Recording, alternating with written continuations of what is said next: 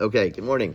Okay, so hopefully today's Amud, at least in the beginning, will clarify a little bit. Yesterday's Amud was a little hard, and I think one of the pieces that I personally found, that I probably should have been more clear about was the bittul. Like, what is taking place with bittul? So the idea is essentially we're trying to relinquish our rights. That's what the word bittul means.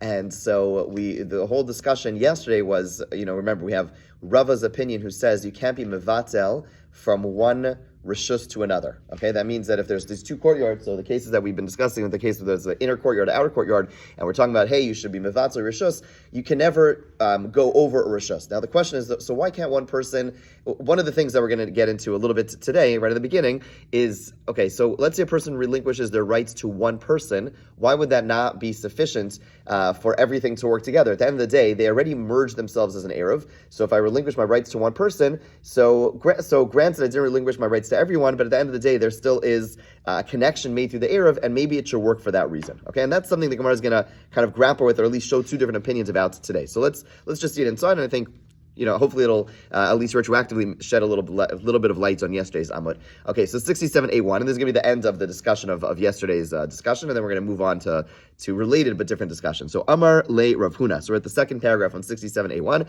Amar le Rav Huna bereid Rav Yeshua Rava v'chi shachach echa min hapnimis lo erev. Okay, in the third case, where one of the members, the inner chatzar, forgot and didn't join the Eruv. Okay, so amai shtein masuros. Why are both chatzeros forbidden? Livatzal bar pnimis levnei pnimis. At the end of the day, granted, you Rava hold that the person in one chatzar can't relinquish his rights to someone in another chatzar. Okay, so inner can't do it to the one in the outer. But at the end of the day, just relinquish your rights to those in the inner. And the outer chatzar are allowed to come, and they'll be all permitted together with them, because at the end of the day they made an Eruv. So the Gemara says, "Come on, your suggestion." Rava says, who's your suggestion going? Like Rabbi Eliezer, Da'amar in Atrach Levatel Rishus L'chol Echad Echad, who holds that in order for bittul to be effective, it doesn't have to be given to every single person. Ki Kamina, when my whole ruling is dependent on who am I holding, like L'Rabbanan, like the rabbis, Da'amri Tzarech Levatel L'chol Echad Echad, who says in order for bittul to really work, it is required that the relinquishing happens to each and every one of them, and which just to explain why that is the case. The reason they have to relinquish to each and every one of them, according to Rabbanan, is that at the end of the day, what we're trying to do is have everyone in the property be able to use the space. Now, meaning, imagine the shared space. The shared space is, let's say we all live in a chatzar. There's all a shared chatzar. So at the end of the day, we all have, and this is the road, this is the chatzar between us. So if I relinquish my rights to one of you, that still is a part of, that doesn't give all of you rights to all of this property, that because each inch of property over here is split up between all of us, right? And so I have to go ahead so according to the Rabbanan, in order for relinquishing to work, I have to go ahead and say that each of you, whatever right I have in this little space, I have to give to each of you in order for you to carry. If I only give it to one of you,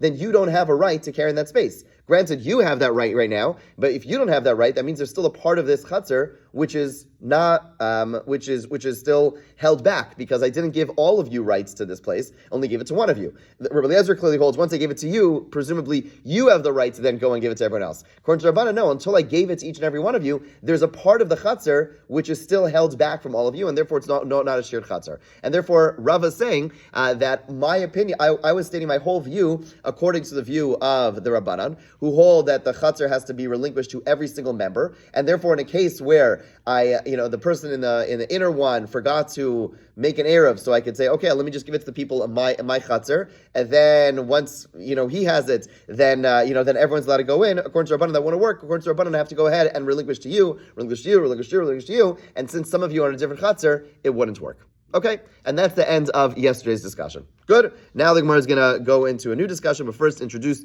the two parties involved in the next dialogue. Rav Chisda and Rav Sheshes ki pagi behadei hadadi. When Rav Chisda and Rav Sheshes would meet each other, Rav Chisda meratzan sifvase misniyasad Rav Sheshes. Rav Chisda's lips would tremble from Sheshes' knowledge of teachings. In other words, they'd encounter each other. They both were respected and were in awe of one another for different reasons. So Rav Chisda was in awe of Rav Sheshes because he had encyclopedic knowledge. He knew everything. And that was scary because because he's going to start asking him like, oh, but what about this? And what about that? What about this? And so he would tremble when he would encounter him. Rav Sheshes Marta Kule Gufe Mipilpul Rav Chisda. Rav Shesh's entire body would tremble from the fact that Rav Chisda was so analytical, and therefore would scrutinize and analyze everything. So these two giants would meet with one another. They would engage in Torah, dialogue, but they would also tremble in each other's presence. Okay, interesting introduction. Let's now see what took place in their encounter. So, by Minei Rav Chisda, Rav Sheshes, Rav Chisda asked Rav Sheshes the following question: Shnei batim mishnei tzidi rishus harabim uva'u nachrim yikifim mechitza b'Shabbos mahu.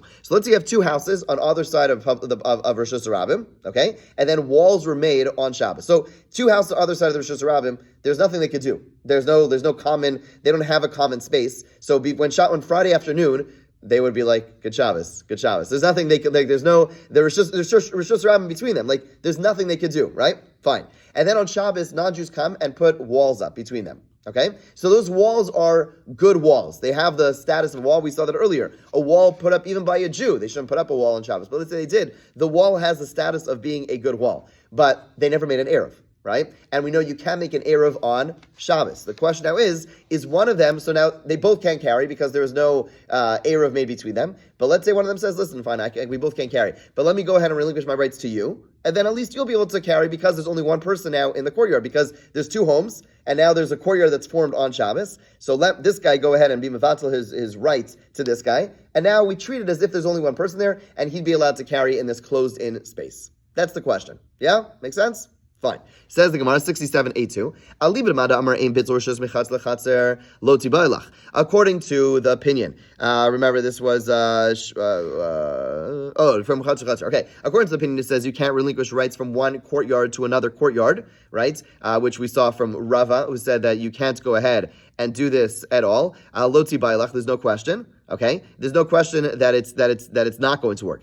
Hashta di bayu le'Eruvin mi'etmal. In that case, where there are two chatzeros, okay, and they wanted to join a common Eruv before Shabbos, matzah arva, they could have done so, okay, which is a strength. In other words, Rava holds if there's two courtyards side by side, you can't go ahead and mevatel rishus one to another, right? Or most of the cases of courtyards side by side, you can't go ahead and be mevatel on Shabbos, even though before Shabbos, had they wanted, they could have made an eruv, which means there was already a connection between them. So Amras ein bitul rishus mechatz lechatzer. Nonetheless, that opinion said that there's no relinquishing of rights from one courtyard to another. Hacha di bayi le'Eruvin mi'etmal. Here in this case, where the two houses, had they wanted to make an eruv yesterday, can they? Could they have made an eruv? Answer is no, because there's no walls. Lo matzah arve, lo kol shekain. Certainly, they can't relinquish their rights. Right? In other words, so again, there's an opinion that says that you can't be mevatel, almost never can be mevatel rishus from one courtyard to another. Whether it's situated like this, whether it's situated like this, it can't be done. Even though there was already some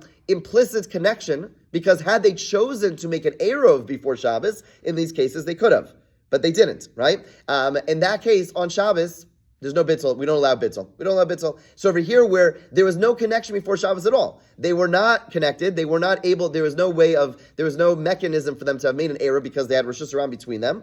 They had that zero connection before Shabbos. So certainly over here today on Shabbos for them to go ahead and do bittul, no way, that wouldn't work. Where's the question? Ki tzibayilach, Rav Chisda says, my question is when according to Rav Yochanan, who said that there is relinquishing of rights between one chatzar and another.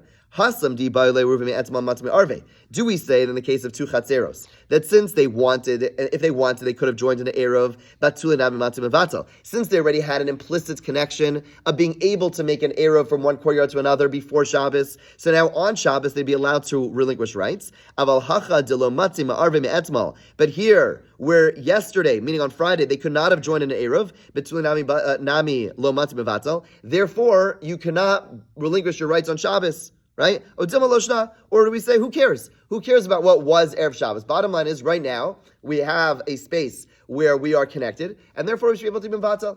Right? In other words, when Rav Yochanan said that you're allowed to relinquish rights from one courtyard to another, is that dependent upon the fact that since they could have made an eruv before Shabbos, therefore they can make bittul on Shabbos? Or we say that first clause has no relevance. It has nothing to do with their ability to be mevatel. Bottom line is, if they have shared space right now, they'd be allowed to be mevatel. That's the question. Yeah, I mean, it's sort of related. So if the Eruv is down and someone has a joint space with somebody else, do they have to make an Eruv themselves to carry it in that space? Yeah, let's say the Eruv is down. but they have a fenced-in area ways with each other. They have to make a separate Eruv. Absolutely, right? Meaning because there's right, absolutely, yeah. Okay, so the Gemara says, Rosh Hashanah says, Amarle Mevatlin. He says no. Rav Chisda's view was dependent upon the fact that they had the ability to make an error before Shabbos, and therefore on Shabbos, in this case where they did not have the ability to make an error before Shabbos, you would not be able to be mevatel. So in that case, let's say the error goes down, you're like, oh no, what are we going to do? We have a kiddush and it's taking place in the shul, and so we call the janitor and say, okay, listen, make a bunch of walls for us, and then we'll be able to do bittul. The answer would be that wouldn't work. Since before Shabbos they would be not able to make an Eruv in that case, okay? So therefore, you know, the fact that now you're setting up a system, whatever, some structure, which would have allowed you to make the Eruv on Shabbos, the answer is, halachically, it would not work, because since before Shabbos you would not have been able to make an Eruv. But in your case, where they were walled in already, they would be able to make an Eruv, they would be able to do bittul on Shabbos, since they could have theoretically made an Eruv on Shabbos. I guess it's walled in. Because it's walled in, right? But in a situation where you to go ahead and the Gemara talks about these cases where they didn't have, there's a bris and they want to carry the baby to the shul, whatever it is. So they say, okay, let's go. Everyone makes they'll set up walls or whatever it is. Since in that case they couldn't have made an error before Shabbos, since there weren't walls already. Again, obviously that's a very extreme case. Then that wouldn't work. But in a case where again you have like a courtyard, you're in a fenced-in area and whatever, and the Eruv goes down or the Eruv was down before Shabbos, whether it's down before Shabbos or on Shabbos, doesn't matter. You'd be allowed to do the act of bittul and then allow carrying in that case. So, let's say, a good example of this would be, let's say you have a case where, you're in a hotel or whatever, in these like resorts, and you thought you were the only Jew there, and, and so basically it'd be like, so there was, fine, so basically there was no need for an Eruv, right, because one Jew, there's no need for Eruv, right? We don't pass on the Gramer, right? So this has come up. People have asked me. I'm in this like little, whatever rental place, and it's in this gated area. I checked, all the gates are good. Whatever, it's really walled in. I'm the only Jew there, okay, or the only observant Jew there. Again, so bottom line is, I presumably wouldn't need an Eruv. But then you find out, you bump into this guy. Hey, Shmerel, what's going on? I didn't know you're also here. So on Shabbos, you'd be able to do bittul, or one of them would be able to carry, since they could have made an Eruv before Shabbos. So that'd be a very practical case of this. But if there was another Jew who was observing, he automatically has bittul for being non-observant. If there's another Jew who's non-observant, correct. So you're saying what would the requirements be? Right. I'm assuming a lot of these places, like your Orlando, for instance, it's unique. Chances are one person. Yeah, especially in Florida, right? Yeah. So what's the status of someone if you're in a place where there is not someone who is not observant? Why would it make any difference? I don't know ahead of my head that it would make a difference. Right? Meaning a non-observant person cannot join, a person who is like a person who's, the Gemara spoke about a heretic is not part of the Eruv. Okay, I'd have to clarify. That said, and maybe Florida might be the exception because there's so many Jews, but generally speaking, there's so many Canadian Jews. That's right. But there is a there might be, in general, we have a rule that you could go with rove, right? In general, you're in a place, you just assume most of the people, I don't know if Florida's there. I remember I was once looking for like a Shabbos guy, like Danish Mashos, like in Bell Harbor, Florida, and literally every person we stopped was like, oh, I'm Jewish. I'm like, okay, see you later. Fine. But if Elvis was there, somebody didn't know he was Jewish. Yeah. Okay. It doesn't matter, you don't count him as Jewish in that case. I'm not sure. Yeah, that's what. Yeah, I'm not sure. I'm not sure. Meaning, again, you have to, I'm not sure. I'm not sure. I'm not sure. I'm not even sure if he's Jewish, but is he? Fact. Okay. Cool. Okay, we'll take it. Okay, fine. Let's. Feminine line. Okay, cool. We'll take credit or blame. I don't know. Fine. 6782. Next paragraph. Second column. New question. Rav Chisda asks, and that is if the non-Jew dies on Shabbos, what's the halacha? Okay, so in other words, let's say you had a case where you had two Jews and one non-Jew in a courtyard. They did make an Eruv, right? They did make an Eruv, and then the non-Jew dies on Shabbos. Okay, so now that the non-Jew passed away, are they allowed to go ahead? Is one Jew allowed to go ahead and relinquish his rights to the other Jew? So I'll leave it Mandamar Sochrin. According to Rav Yochanan, who says that you're allowed to lease from a non-Jew on Shabbos. Okay, so Lo Tibailach, there's no question. Why? Because hashta tarte avdinan. In that case, if you recall, we had a few amudim ago, we had a discussion. Rabbi Yochanan said you're allowed to lease.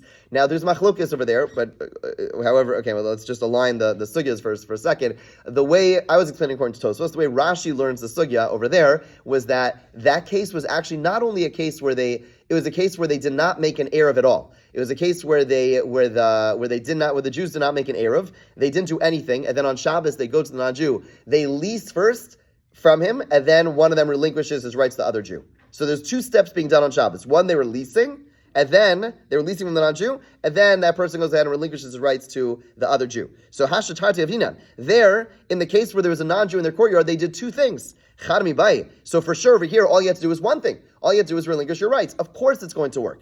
Says, what am I asking? According to the one who says, you're not allowed to lease the rights on Shabbos. Maybe Tarti Hud Lo Avdinan. Maybe over there, the Shmuel who argues with Yochanan is because there's two steps. One is leasing and then relinquishing. Hachad Avdinan. But over here, since the only thing that's needed, since the non-Jew is no longer there physically, or alive. Therefore, all you have to do is one step, relinquishing. Or maybe he holds, doesn't matter whether it's one step or two steps. He holds it's not allowed. So Amar Lei, Rav Shesha's answer is Ani Omer Mivatlin. I say that you are allowed to relinquish your rights. In other words, that according to Shmuel, you would be allowed to relinquish your rights because only over there he said his halacha, but over here over here when there's only one step, he would allow it. Hamnuna, my colleague says, Mivatlin, you are not allowed to relinquish your rights. Okay, 6783. Amar Rav Yehuda, fine. Third, now a new case where a non-Jew is in a courtyard.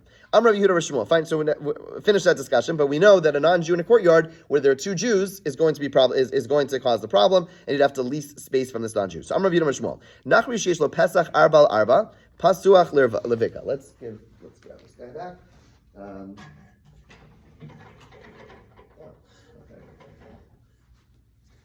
Let's do this. Sorry. Okay, so let's say you have a case where there is, pretty simple, but basically you have a case where there is a courtyard, the courtyard opens up into the Mavoi. This is the Mavoi, right? Mavoi is the street, and there is the Jewish house, Jewish house, and then non-Jewish house. Oh, sorry, whatever, Jewish house, whatever. Okay, that was a bad Magen of it. And then you have the non-Jewish house. We'll call him MJ. We're not going to make it cross, okay? Fine. And it opens up into a space over here, right? So the non-Jew has a doorway, right? Everyone has a doorway into the Chatzar, right? And this is the Chatzar. This is the combined Chatzar. But he also has an exit into this outside space. Okay, we're going to define. There's going to be different permutations of this outside space, but that's the basic case we're dealing with. Okay, so says the Gemara, Rabbi Shmuel, Nachri sheish lo pesach arbal arba. He has a small entrance, 4x4, which is like the basic entrance. Pasuach lebika, open to an empty field, right? Empty field in the back of the courtyard. Even if he brings camels and wagons in and out the entire day through the entrance of the Mavoi, which would make sense because that's the street. Ein osra b'nei Mavoi. He does not restrict the people of the Mavoi. Until now, we've been assuming a non-Jew in a courtyard, you're done. But now we're saying if he has a back door into another space, he doesn't cause prohibitions. Why? Because we assume that even though he's demonstrating opposite, because he's using the courtyard, nonetheless, if he has an entrance which is exclusive, it's his, it's the one that he prefers. People like having their own space, and therefore, even if we see him doing otherwise, bottom line is we say that halachically, we could assume that in general, a person prefers their own personal space and their own personal entrance and exits, and therefore we look at the back door as the main door, since that's his exclusively, whereas the other doors, the other space he has to share with other people, and therefore we say that the front door, the one that opens to the chutzner, we ignore it, we close it from a halachic perspective, we close it, and we're good to go. Yeah, and basically we don't have to lease anything from him. Ibailuhu. Pasuach like karpef mahu. What if it's open to a karpef? A karpef is generally a place that is used to store like chopped wood. Okay, very relevant back in the day. They used wood for, their fires, etc., etc. But they had a designated space. So he said, Nachman said, he quoted from teachings that what? Afilu pasuach lar karpef, even if it's open to a karpef, he does not restrict the mavoi, even though it's not like the most typical used space now. In other words, it's one thing if it's open to open fields, okay, for sure. But now you're telling me it's open. What about if it's open to like this more limited type of space, which is typically used for a very particular purpose? Nonetheless, it's okay. And now the Gemara is going to qualify that a little bit more. We're now in Samach Zayin Amud Beis 67b1. Rabbi Rav Yosef Demar Tarvayu Nachri Nanju Beis Sasayim Oser. Okay, if his karpef is two beisa, right? We spoke of that before. It's about 5,000 square amos. Okay, then it restricts. It restricts. Okay, Yosem Beis Sasayim in Oser. But if it's larger, it does not restrict. Okay, so the idea is that if it's a small space, then we're going to assume he's not going to use it. In other words, now we're sticking like this. Yes, it's true. If it's open up to a karpef, which is not the most typical space, and it's a small space, then we say, no. He's not going to be using this small space. It's just not practical. But if it opens up into a much larger one, whatever, let's ignore these lines, yeah, but it opens up to something like this, then we'd say, okay, that's already big enough, and he would be using that bigger space. And again, we would ignore this door and not have to worry about making any leasing with him. However, when it comes to a Jew, it's actually going to be the opposite. V'Yisrael, when it comes to a Jew, Beis Sasayim Eina Oser. If it's a small thing, it does not restrict. Yoser and Beis Sasayim Oser. If it's larger, it does restrict. Why would it be the opposite?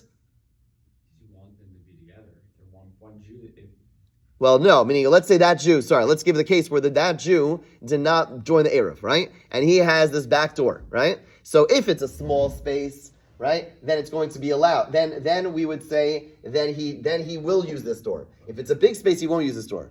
So why is that? Because this is a walled-in area, okay? And so if it's a walled-in area and has a limited size, then he's actually allowed to use it on Shabbos.